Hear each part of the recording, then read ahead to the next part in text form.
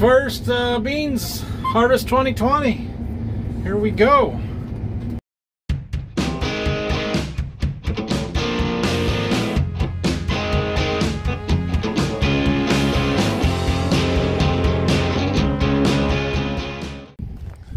Good morning. Well, it is cooler today. Going to be in the 60s. It's cloudy now, although it was supposed to clear off and be sort of sunny this afternoon. So we'll see. I somehow doubt we'll do any bean harvest today, but you never know. And the forecast the next 5-6 days is all sunshine, 60, 70 degrees, but sunshine, which is great weather for beans. So if we can get some sun, it won't be long. A couple of days, I would say. So this morning, Dad is sawing up some of his logs here, trying to clean up this pile and mess.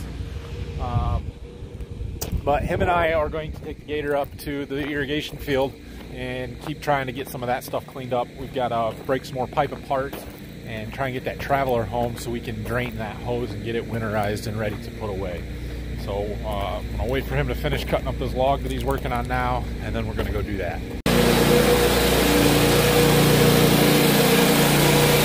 Got a stack of nice red oak boards there. These are pretty.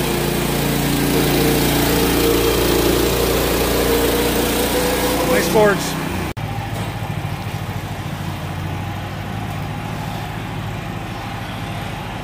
Nice red oak boards.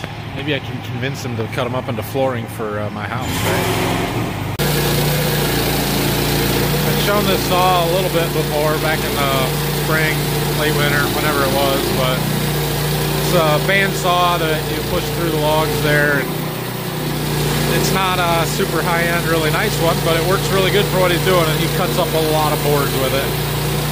So he likes it. It's kind of his hobby, something different to do. Got a stack of hickory over there. I don't know what's the far one over there. But then this room over here is our little kiln room that we dry boards in. Yeah, he's got a few in here. Not going across the bridge. No. Thought you guys were going to get to watch a truck fall through a bridge.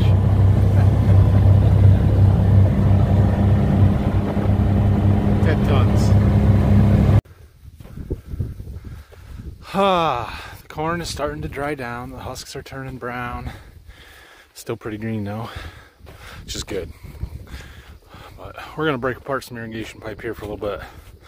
Then we'll get that traveler back there, take it back to the farm. Okay, we're tired of picking up pipe, so we're gonna take this traveler back. We gotta go down to the end here and turn around, go back out the first lane through the corn over there out to the road. Here we are at the river where the pump was setting. Dad got that all cleaned up. He took our bridges and set them up there against a tree, and we got some pieces of pipe we gotta pick up there yet, but yeah, pretty well done here. Pretty good out there. Combine will tell the story. It's going to be a while before we get up here. At least a month, I would guess. If not longer. This will probably be towards the end of the corn that we do because, well, it's the fullest season stuff and it was watered, so it had more moisture. It didn't shut down as early, so it's going to be the wettest. Which is fine because it's also going to be the best. Yeah, and sun's trying to peek out. We'll see what we get for sunshine this afternoon. Made it out to the road. Now we've got the long drive home, and our steering is still not right on this tractor. She likes to randomly steer to the right, so we're gonna go slow and we'll get there. I made it! Okay, so we've got to winterize this thing, which basically means drain the hose. So we're going to pull it out down our lane back here, park it up on the hill, and then we'll pull the reel out all the way and let it wind itself back in with the cover off on the bottom of the riser at the end of the hose so all the water can run out of it. That's pretty much all it takes. Okay, I got the traveler sitting back there. We need to pull it out, and I'm going to need a tractor to pull it out with. That one, 4440, is tied up on that trailer, and Dad's getting ready to take those scab boards, or the cut-offs, stuff, and go dump them at the neighbor's place for firewood. But that tractor's got the pump on it, which needs to be parked anyway. So the plan here is to do some equipment shuffling right now, or maybe in a little while. But we got to get the combine out, and then we got to move some stuff around in there, and then we're going to park this pump. We should winterize that too before we do it, and then we'll have this tractor free where we can pull our gun out. Let's start with the combine. Think I can get out around that forklift? I think we'll make it. That is a nice thing to have right there. Okay, we're gonna go park this out in the yard by the bean head. We're gonna hook that up today, but not right this minute. Okay, we're gonna leave it here for now. We are gonna need some DEF for this combine this fall. DEF, for those of you not familiar with that, is diesel exhaust fluid. It is a urea solution, basically, that they inject into the exhaust on the combine to help reduce the nitrous oxide levels. It's ridiculous as far as I'm concerned, but whatever, we've got to have it. The combine is the only piece of equipment we have that uses it, and so we just kind of buy enough for what we need in 2.5 gallon jugs. So we're gonna need some of that before harvest starts, which means I'm gonna make a trip to Rural King, because that's the cheapest place we found to buy it, and get that. We also need some RV antifreeze for winterizing our sprayers, so we're gonna make a trip and get that stuff here, and some lunch here in a few minutes. But before we go and get that, I think boy, I should sweep this floor. Ugh, I don't want to sweep this floor. We might have to do that. I might go get my sweeper from my barn, clean up a little bit in here. We need to get this seed tender out, because we're going to use this for wheat. All that stuff we're putting in boxes is going to go through the seed tender, and then the sprayer's got to get winterized, so it will probably need to get hooked up to the tractor.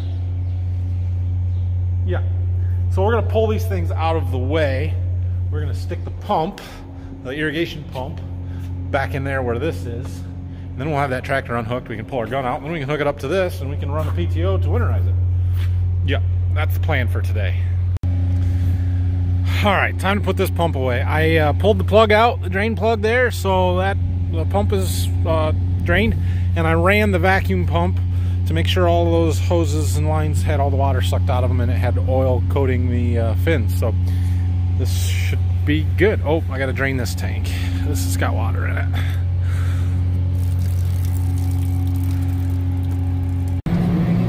Okay, we will reposition that with the forklift a little bit. But for now, we've got our tractor free. We're gonna go pull that gun out and let that wind in, so it's done when we get back from getting our DEF. So we are up on kind of the top of the hill here, and we're gonna pull this gun out back towards the farm, and hopefully all the water will drain out of it. We'll get a bunch to come out down there as we're pulling, and should also get a bunch to come out of the inlet there with no hose or anything hooked up to it, so it'll all just run out. Last pull. I've only done this about 90 times this year. Yeah, there's some water coming out of the inlet. Okay. Now we're getting water down here on this end. Well, I didn't turn my lights on, so I think I'm good. Close enough anyway. We'll get 95% plus of the water out of it, which is good enough. Now we gotta go start it up. Okay, it's going fast. I've got her cranked up to over 130 feet per minute. Let's see, we still got 1,200 feet. It's still gonna take a while. Sorry, that was 130 inches per minute that we've got it cranked up to. It's gonna take 2 hours to pull it in still. Okay, time to go get our stuff and some lunch. We'll take care of the rest of this stuff when we get back. Well, that'll go for a little while. I would have bought more DEF, but there's no room on the cart. Okay, well, there's our DEF and most of the RV antifreeze. We'll leave this one in. We'll take that around back and put it in that little sprayer and get it winterized. Well, that's interrupting my video over there, but that's okay. I dumped in 6 gallons of our RV antifreeze, got everything hooked up and unfolded, including this mess of wires for our monitor, which still does not work right. For some reason, the display has quit working on this, but I think I can still make it spray, which I don't care if the rate is good, because we aren't aiming for a rate. We're just trying to get antifreeze through the boom. Okay, I think we got her. Yeah, definitely. Good deal. All right, excellent. So that winterizes the system. I should probably run some through the vegetation line. Open those up. This valve right here. And then we'll call it good. I think I'm going to pull this around the front of the shop and just hit it with the power washer real quick, just to clean it up.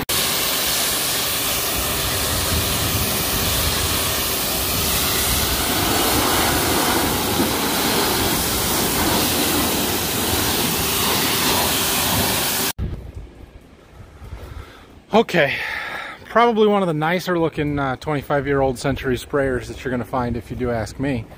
But, you know, what do I know? I noticed something when I was power washing though. Look, that there, that's a problem. We should probably tighten that strap up. Bolt come loose. All right, I got that tightened up. Let's go park this. So when I was at Rural King today and I was loading up my DF or something, put it in the cart. I was trying to look at something on my phone and I dropped it. It fell in the cart, no big deal, right? Yeah, well, it cracked it in 2 spots on the screen, so now I'm fighting cracked screen. Luckily for you guys, it still works. I can still film stuff, but it's really frustrating for me. So, fortunately, my insurance through Verizon, cracked screens only cost me $29 to get fixed, and they come to me and do it, which is good. $29 is, it's not great, but it's better than $200 deductible or a $1,000 new phone. So, problem is they're not coming until Tuesday, so I gotta deal with it for the weekend. That's okay, just hope it doesn't get worse. Okay, change of plans. I want to put that Traveler in before I put that in, so we're gonna go get it. Well, it feels a lot lighter. Alright, we gotta go down to the end of the lane, get turned around, we'll head back up, and I think I'm gonna give this a quick power washing too, because the undercarriage is muddy. Okay, it's not perfect, but we got all the heavy mud off at least. Cleaned up pretty decent. I even gave the 4020 a quick once over and got it shined up a little bit. Sometime this winter I would love to get that one in the shop and give it a thorough cleaning and a ceramic coat and all that good stuff, but not right now. So okay, this Traveler is ready to go back in the barn now. All right, well, our jigsaw puzzle's coming together here. We've got our pump stuck back in here. Oh, I could have got over a foot. That's okay, close enough. And then we stuffed this little sprayer back in here that we never used this year. Funny how that happens. So I'm gonna put that other sprayer that we just winterized right in front of this one.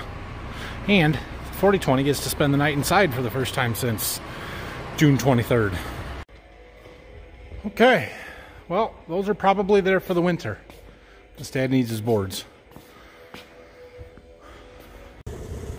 Okay, well, we've got our winterization project done. We've got that little sprayer, the irrigation pump, and the Traveler all done and put away, and we got the generator put away. Dad did that for me, which means we're getting closer on the irrigation stuff. We're not done yet. We still got to get the pipe out of the field, but we got a good chunk of it done.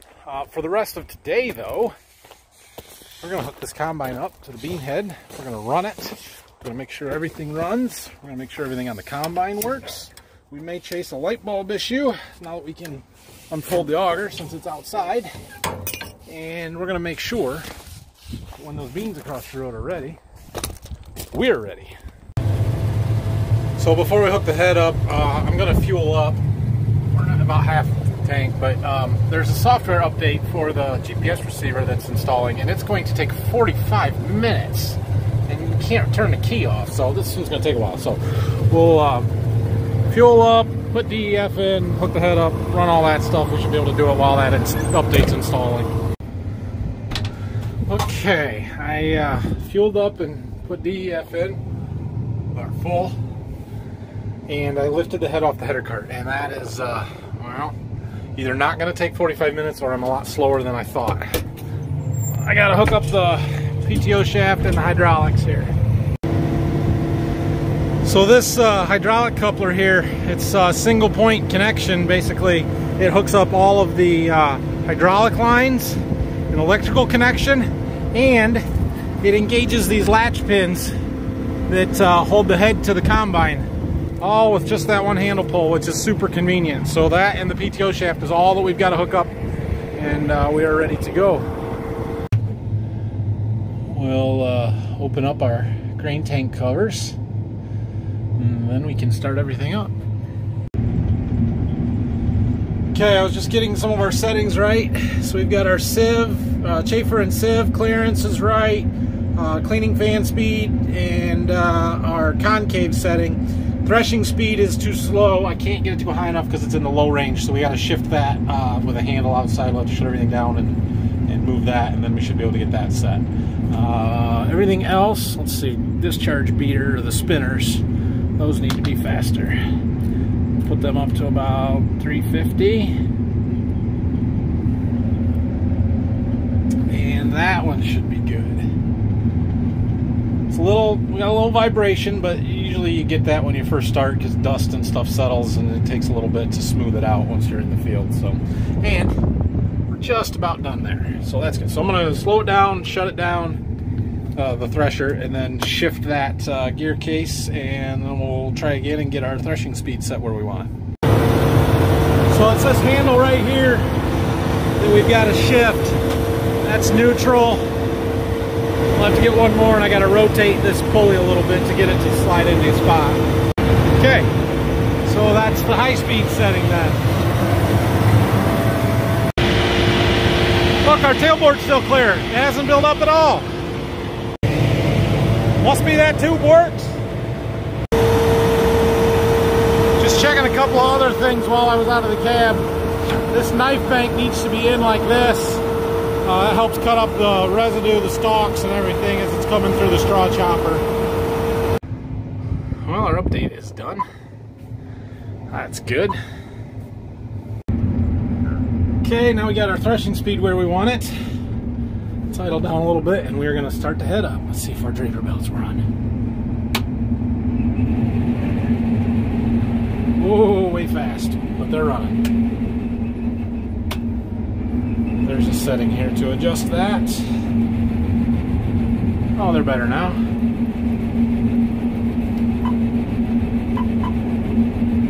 Cool, cool, cool.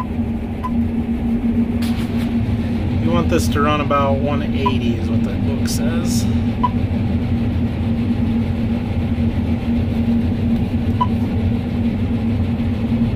Okay.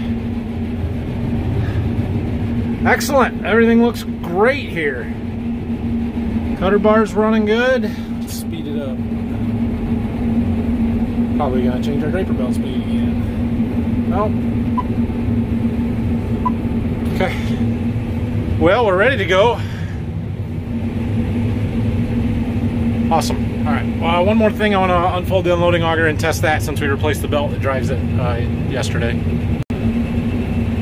Maybe 2 days ago. I'm not really sure.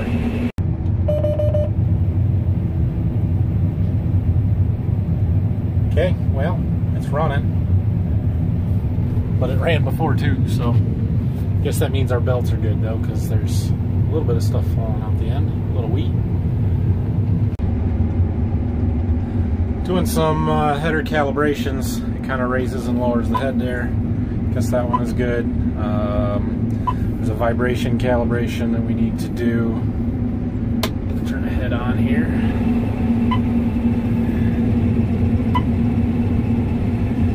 Basically, it's calibrating the vibration of the combine with nothing flowing through it so that the mass flow sensor, which is what calculates our yield, is a little bit more accurate. So we'll let that calibrate. I hear a little bit of a squeak. I don't know if you guys can hear that or not either, but it's when I engage the head, it sort of sounds like maybe something in the feeder house. I might have to have somebody come and listen for me because I can't. It'll shut off if I get out of the seat, but let's see if we can't pinpoint what's squeaking. My light on the end of the auger is still not working. I believe everything else is. All the ones on the top of the cab are good. The ones on the front underneath the cab are good. Let's check them ones on the back. No, those are good. The header light is good. Oh, those ones are not. That one may be a switch. I may have to turn the switch on. Yep, they're good now. So I think we need a new bulb in that one. I have one. I just don't have a good way to get to it. So the easiest thing to do is actually just to wait till we're in the field and pull that up next to the front of the grain cart and climb up the ladder on the grain cart and change it. So that's what we're gonna do. Okay, we're good. Well, let's take our daily stroll across the road here. Let's see what the beans look like today. Hear that? Pods crack right apart. That's good. How about the beans? Boy, those beans are big. If they're dry, that's a good sign. Ooh!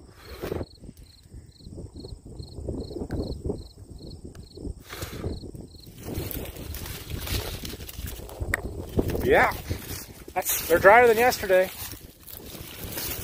I would call them before. Oh man, we could try it. I'm gonna go talk to Phil and Dad. Maybe here. At least run a truckload off. What the heck? Well, Dad asked me what they ran already, like I should have already been in the field.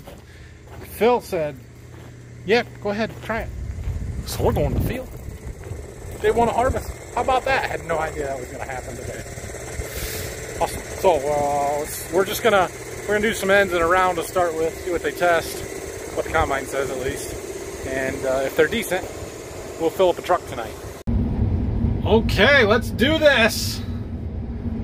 First beans harvest 2020. Here we go.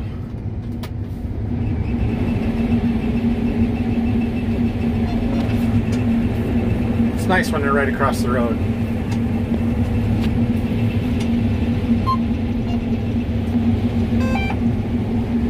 Okay. All right, let me get this opened up, then I'll film more for you. Okay, well, running good here. And I don't know if I believe that they're 12%, but it says they're 12%. And then that 30 bushel, yeah, these are end rows, so they're gonna be crappy, but hopefully they're better beans than that.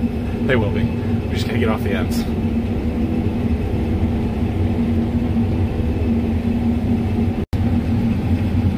Well, it's possible we've got the 12%ers, but then we've got these. And they get a little green. And I'm not going around them. The question is, how much will they raise the average? Average right now is at 13.6. I'll combine beans at 13.6 all day, but how high is it going to spike here?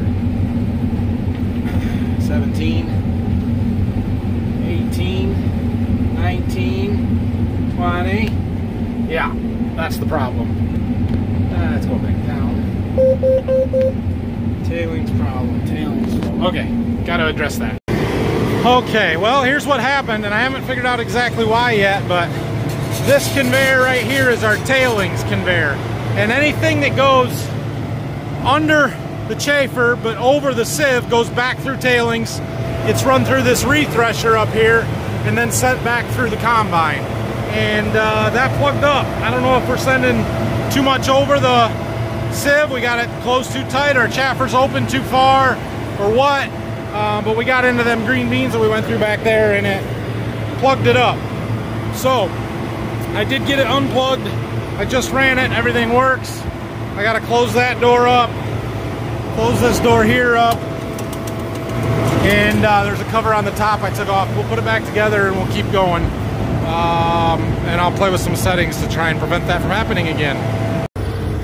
Okay, I got that round on the ends done there along the road. We got to get the grain cart before we head down to the other end of the field and do ends down there. so we can unload. Should have washed the windows. Didn't look that bad, it's the sun angle, but that's alright. Okay, well, we're back in business. Let's go do another round in the back ends. Well, I don't know about that. That's pretty green. Says we're 12% here. It's 13. That's good, but I don't know about that. Okay. Well, I plugged up my tailings again. Something is not right. I haven't figured it out yet. I got it. This one wasn't as bad. Figured to open up the doors and run it out, but I think maybe my chain is a little loose. Yeah. So this chain right here, that's too much slop. We gotta tighten that up. I don't know if there's something else or not, but we're gonna start there. These beans are too green here anyway. I was just getting ready to pull out and go around because I'm not going through that. So we're a couple of days early, I guess, but that's good. At least we found some problems. We can get them out of the way when it's not super rush to go time. Well, we did all of like 3 acres, not even 2.8. But it says they're averaging 14.2, so if that's accurate, they're really not that wet. There's just too many green spots. We just need a few more days. We need a frost. It's time for a frost. There was a chance tomorrow. It's not going to frost. It was only supposed to get down to 40 tonight, so I doubt that'll happen. But I would be okay with it if it did. Yeah, I'm going to roll a tarp on this grain cart here real quick. Okay, so we've got to work on that tailings chain there. We'll do that in the morning. It's 6 o'clock, so I guess since I'm not going to be combining, I'm going to go home. Like I said, we'll do that in the morning, and I'm going to look at everything else just to make sure that there's not another chain or something, or oh, what there is, there's a slip clutch on that I'm sure is slipping when it gets full, and that's why it stopped and it plugged up, and maybe it's a little loose or out of adjustment, so we might take a look at that as well. So anyway, first day problems, we'll get them out of the system now, so when it's time to go, we can go, and we're going to figure out what's squeaking on the head or feeder house there too. So tomorrow also around noon, 12:30 something, there are some people coming to look at my plot, so we'll have to take some time out of the day to do that as well. So have a good night, everybody. Hit that like and subscribe button, and harvest is close. It's going to get exciting here real fast. See you guys tomorrow.